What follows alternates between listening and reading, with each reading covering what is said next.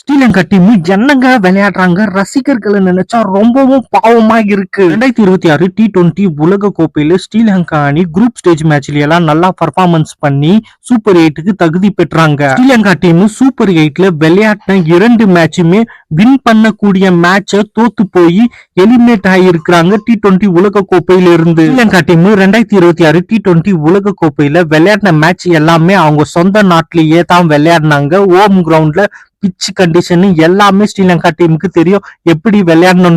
Sri Lanka team அவங்க home கிரவுண்ட்ல விளையாடின மாதிரியே விளையாடலங்க. ரொம்ப ஒஸ்டா விளையாடினாங்க ஸ்ரீலங்கா பேட்ஸ்மேன்க.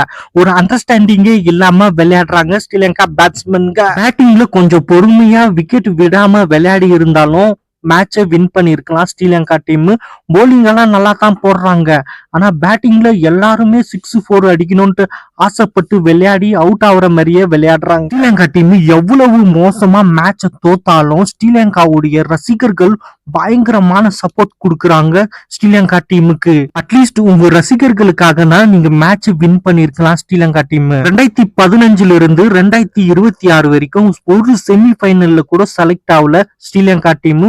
T20 வேர்ல்டு கப்லயும் சரி, ஓடிஐலயும் சரி, டெஸ்ட் சாம்பியன்லயும் செமிஃபைனல் கூட போவாம இருக்கிறாங்க ஸ்ரீலங்கா டீம். சனம் ஜெயசூர்யா, மஹேல ஜெயவர்தனே, குமார சங்கக்காரா, தில்ஷானு இந்த மாதிரி லெஜெண்ட் பிளேயருங்க இருந்த டீம் இது. இந்த டீமுடைய மானத்தையே வாங்குறாங்க இப்போ இருக்கிற ஸ்ரீலங்கா பிளேயருங்க. இதே போல இவங்க மோசமா விளையாடினாங்கன்னா உலக கோப்பை போட்டிங்கல்ல எல்லாம் ஸ்ரீலங்கா டீமை பாக்குறதே ரொம்ப கஷ்டமா ஆயிடும். ஸ்ரீலங்கா டீம் ஏன் இவ்வளவு மோசமா விளையாடுறாங்க, காரணம் என்னவா இருக்கும்?